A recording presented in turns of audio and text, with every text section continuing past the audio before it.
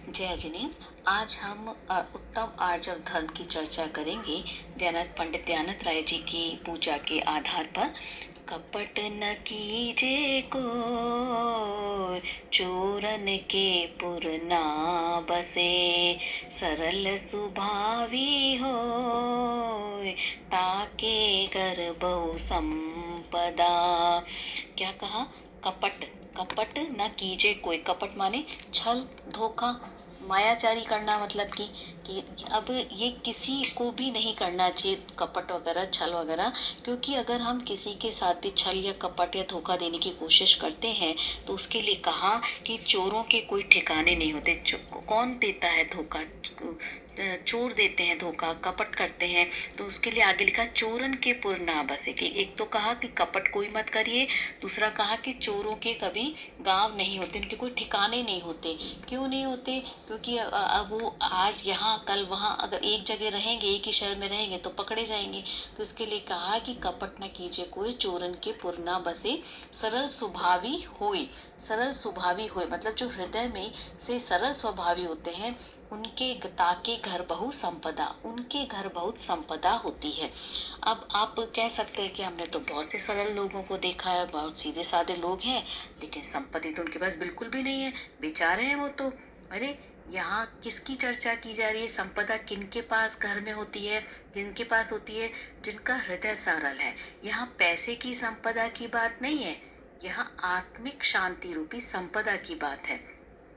फिर next line में क्या कहा? एक बहुत ही अच्छी बात कही आगे उत्तम आर्जव के बारे में। उत्तम आर्जव रीति बखानी, रंचक दगा बहुत दुखदानी। उत्तम आर्जव की क्या रीति है, क्या रीति का बखान कर रहे हैं कि रंचक दगा बहुत दुखदानी। रंचक दगा मतलब धोखा। तो उत्तम आर्जव के लिए क्या कहा कि धोखा देना बहुत, थोड़ा बहुत भी यदि मायाचारी का परिणाम है तो वह बहुत दुख देने वाला है। धोखा क्या है? मायाचारी है। तो वो अगर परिणाम रहेगा तो वो दुख देने वाला ही होगा, बहुत दुखकारी है। अब छल प्रकट होने पर वह प्रकट जब भी होगा तो दुख देगा ही देगा ना। तो और जब तक छल प्रकट ना हो तो भी मन में आशंका रहेगी। तो मायाचारी हमेशा दुखी रहता है कि कहीं मेरी ये बात खुल ना जाए। तो जो मायाचारी की है उसने, उसको छिपाने में ही वो लगा रहता है कि अगर ये बात पता लग गई तो क्या होगा फिर। जैसे स्कूल में बच्चे करते हैं ना, छोटे बच्चे चीटिंग करने के लिए मान लो कुछ ले जाएं और पकड़ में ना आए, इस चक्कर में वो डरे डरे से भी रहते हैं। एग्जामिनर अगर उनके पास आए तो मन में घबराहट होने लगती है कि कहीं पता ना लग जाए। तो जो मायाचारी की है तो उसका फल तो खराब मिलेगा। तो जब तक प्रकट नहीं हो तब तक शांति भी भंग हो जाती है, आकुलता बनी रहती है। तो रंच मात्र भी किया गया दया दगा, छल जो है बहुत दुख देने वाला है। फिर उसके लिए आगे कहा मन में होए सो वचन उचरिए, वचन होए सो तन सो करिए। अब ये मन वचन काया, इन तीनों के लिए कहा है कि जैसा मन में हो वैसे वचन बोलना चाहिए और वैसा ही काया से करना चाहिए। उसका नाम आर्जव धर्म है। अब इस सब के ऊपर धर्म के 10 लक्षण पुस्तक डॉक्टर हुकुमचंद जी भारल के द्वारा जो लिखी गई है उसमें बहुत सारी चर्चाएं की गई हैं। अगर आप लोगों को ध्यान हो तो वहाँ पर बहुत सारे तर्कों के माध्यम से वाली बात समझाई गई है कि हमको मन वचन काय की जो एक रूपता है उसके लिए क्या करना चाहिए, कैसे करना चाहिए। क्योंकि आर्जव धर्म और माया कषाय की जब भी बात चलेगी ना तो मन वचन काय के माध्यम से उसको समझा और समझाया जाता है। क्योंकि क्या है कि मन वचन और काय की एक रूपता ही आर्जव धर्म है और उसकी विरुद्धता ही आर्जव धर्म की विरोधी माया कषाय। ये उपदेश भी दिया जाता है कि जैसा मन में हो वैसा ही वाणी से कहना चाहिए और जैसा बोला हो वैसा ही करना चाहिए। इसे ही आर्जव बताया जाता है, आर्जव धर्म बताया जाता है। और मन में और वचन में और कि मन में कुछ और हो, वचन में कुछ और हो और करे कुछ और, तो ये माया है, ऐसा कहा जाता है। तो मन वचन काय की जो ये विरूपता है, विपरीतता है, इसको ही वक्रता, कुटिलता आदि नामों से कहा जाता है। किंतु ये सब बहुत मोटे मोटे रूप से कहा जाता है, स्थूल कथन है ये। अगर हम बहुत बारीकी से विचार करें, सूक्ष्मता से विचार करें तो बहुत सारे प्रश्न इस संदर्भ में खड़े हो जाएंगे मन वचन काय को लेकर के। फिर सिद्ध जो होते हैं उनके तो मन वचन काय नहीं होता है। तो फिर तो अगर हमने ऐसा कह दिया मन वचन काय की एक रूपता, तब तो सिद्धों के फिर आर्जव धर्म रहना ही नहीं चाहिए। जबकि आर्जव धर्म तो रहते ही है ना उनके। और ऐसे ही जिनके मन और वाणी नहीं है, ऐसे एकेंद्रिय आदि जो जीव हैं, उनके भी माया कषाय नहीं मान पाएंगे फिर तो। और ऐसे ही जिसके मन में खोटा भाव आया, उसने उसको वाणी में व्यक्त कर दिया और काया से भी वैसा कार्य कर दिया, तब तो क्या उसके आर्जव धर्म प्रकट हो जाएगा? क्या नहीं होगा ना। ये तो बहुत अजीब सा काम हो जाएगा। जैसे बहुत सारे प्रश्न और तर्क वहां पर उस पुस्तक में आपने आर्जव धर्म के परिप्रेक्ष्य में देखे हैं, तो मैं उनकी बहुत ज़्यादा डिटेल नहीं करना चाहती। लेकिन एक बात ये कहना चाह रही हूँ कि आर्जव धर्म और माया कषाय दोनों ही जीव के भाव हैं। और कैसे भाव है? आर्जव धर्म तो क्या है, आत्मा का स्वभाव भाव है, आत्मा का की निर्मल पर्याय है। और माया कषाय क्या है? विभाव पर्याय है वो उसकी। तो जो मन वचन काय है, ये पुद्गल की अवस्थाएं, पुद्गल के ही है ना मन वचन और काय। तो और दोनों जीव और पुद्गल दोनों जुदे जुदे द्रव्य, दोनों अलग अलग है, उनकी परिणति भी भिन्न भिन्न है। तो आर्जव धर्म तो आत्मा का स्वभाव है, स्वभाव भाव है। और माया कषाय आत्मा का विभाव भाव है। तो स्वभाव और स्वभाव भाव होने के लिए तो पर की आवश्यकता है ही नहीं। पर मतलब किसी दूसरे की आवश्यकता ही नहीं है। और विभाव भाव में भी पर निमित्त तो होता है, पर मतलब दूसरा दूसरा निमित्त तो होता है, लेकिन निमित्त मात्र होता है। और निमित्त भी कर्म का उदय होगा या अन्य कोई भारी पदार्थ होंगे, मन वचन काय नहीं होगा। तो ये हमको विचार करने की बात है यहाँ पर कि मन वचन काय से क्या मतलब है। क्योंकि मन वचन काय के माध्यम से मायाचार एवं आर्जव धर्म होते नहीं है, प्रकट होते हैं। अब समझने और समझाने के लिए प्रकट होना अधिक महत्वपूर्ण है। क्यों? क्योंकि देखो, जो वस्तु प्रकट है ना, उसको ही समझना और समझाना जितना आसान होता है ना, उतना अप्रकट वस्तु को समझाना आसान नहीं होता। तो उसके लिए इसको मन वचन काय के माध्यम से समझाया जाता है। क्योंकि अगर नहीं इसके माध्यम से नहीं समझाएंगे तो मायाचारी को समझाना बहुत मुश्किल हो जाएगा। तो इसलिए इस मन वचन काय के सहारे से उसको समझाया जाता है। अब ये है कि मन वचन काय की एक रूपता अच्छाई में ही हो, बुराई में नहीं होनी चाहिए। हमें मन वचन काय में जो एक रूपता लाने के लिए मन को इतना पवित्र बनाना होगा कि उसमें खोटा भाव उत्पन्न ही ना हो, ताकि उसमें कोई एक रूपता रखने में मुश्किल ही ना हो। नहीं तो लोग क्या करेंगे कि मन में आया है, वैसे खोटा विचार भी आया तो उसको फिर वचन से भी बोल देंगे और काया से भी कर देंगे। तो यहाँ पे ये चीज कही गई है कि मन में होए सो वचन उचरिए, वचन होए सो तन सो करिए का जो उपदेश है ना, वो मन की विकृतियों को बाहर लाने के लिए नहीं है, बल्कि उनको समाप्त करके मन को पवित्र बनाने के लिए है। इस उद्देश्य से ये बात कही गई है।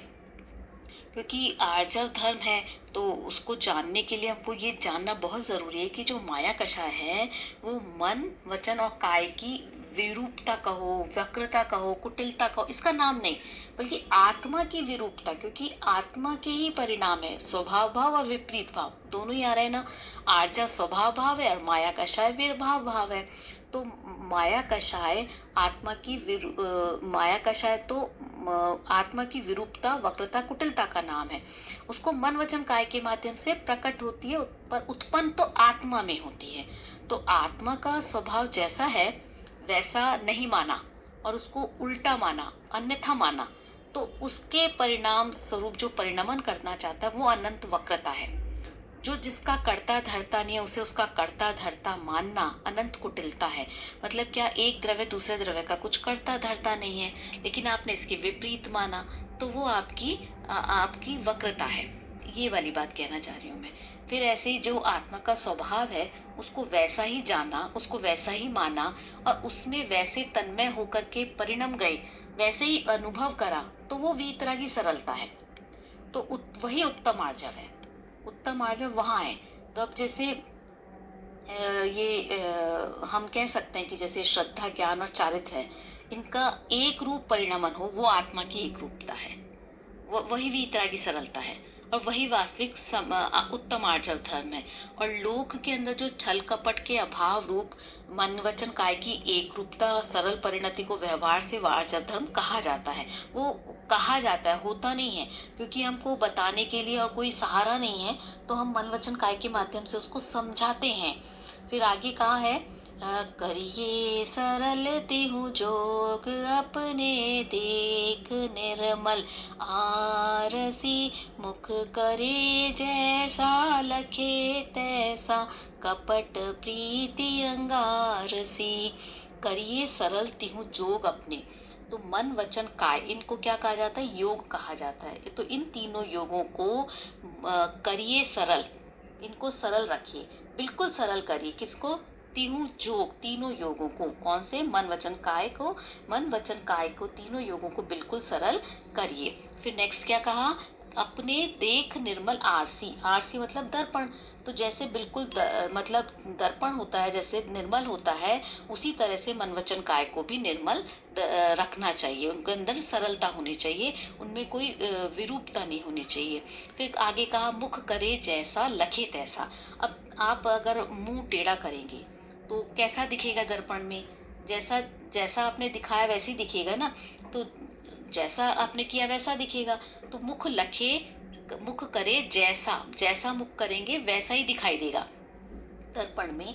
कपट प्रीति अंगारसी, तो कपटी व्यक्ति के साथ अगर प्रीति की है तो वह अंगारे के समान होती है। जो भी कोई व्यक्ति भी उससे मित्रता नहीं करना चाहता, जो कपटी होता है उसके साथ क्या कहते हैं, अरे भाई साहब उससे तो दूर ही रहो, पता नहीं कब धोखा दे जाए।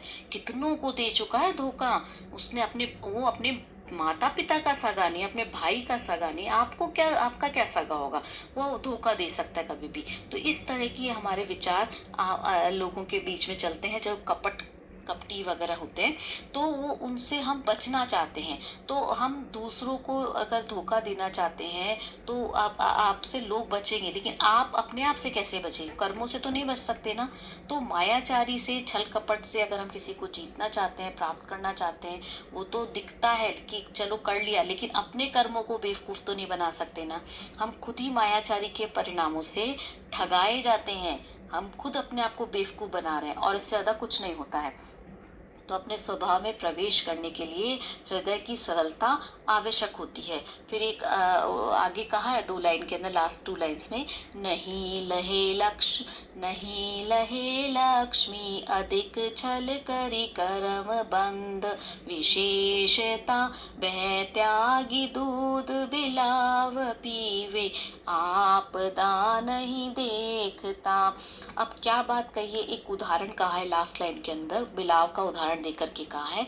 और उससे पहले क्या कहा, नहीं लहे लक्ष्मी, अधिक छल करी, अधिक छल करने पर लक्ष्मी प्राप्त नहीं होती है, संपदा वैभव की प्राप्ति नहीं होती है। क्योंकि बेईमानी करेंगे तो हमको कई बार ऐसा लगता है बेईमानी करेंगे तो पैसा आएगा, या उसके पास ज्यादा पैसे इकट्ठा हो गया, टैक्स की चोरी की है तो देखो उसको, वो तो कितना पैसे वाला है। लेकिन ये हमको बाहर से दिखता है कि वो उसके पास में पैसा है, लेकिन कर्म बंद विशेषता वो हमको नहीं पता लगती कि कर्म तो बंद रहे ना। आप कुछ भी काम कर रहे हो, गलत काम कर रहे हो, तो उससे संबंधित कर्म बंद रहे हैं, तो जो बंद रहे हैं उनका फल भी मिलेगा। और एक और उदाहरण देकर के क्या कहा कि भय त्याग करके दूध बिलाव पीवे, बिलाव है ना भय को छोड़ करके दूध पीने में लग जाता है, और आने वाली आपदा, आने वाली मुसीबत की तरफ उसका ध्यान नहीं होता है। तो जो मायाचारी व्यक्ति होता है वो संकट को नहीं देखता, वो सिर्फ अपने काम में लगा रहता है, मायाचारी में लगा रहता है। उसका माइनस पॉइंट है, उसका ध्यान ही नहीं होता आपदा के ऊपर। कोई भी मुसीबत आ रही होती है, उसका उस पर विचार ही नहीं होता, और अपना सिर तब पकड़ता है जब आ जाती है मुसीबत, तब विचार करता है मैंने क्या कर दिया, पहले क्यों नहीं संभल गया। तो ये मायाचारी के संदर्भ में बात आई। अब हम ये कह सकते हैं कि आर्जव धर्म जो है वो निर्मलता का नाम है, सरलता का नाम है। और अगर हम उसको एक समरी के फॉर्म में कहें तो ये कह सकते हैं कि श्रद्धा, ज्ञान और चारित्र, इनका एक रूप परिणमन, जब एक रूप परिणमन होगा वो आत्मा की एक रूपता है, और वही वीतरागी सरलता है, और वही वास्तविक उत्तम आर्जव धर्म है। व्यवहार से हमने जो मन वचन काय की एक रूपता को कहा है वो व्यवहार से कहा है, यही हमारा उत्तम आर्जव धर्म है। धन्यवाद।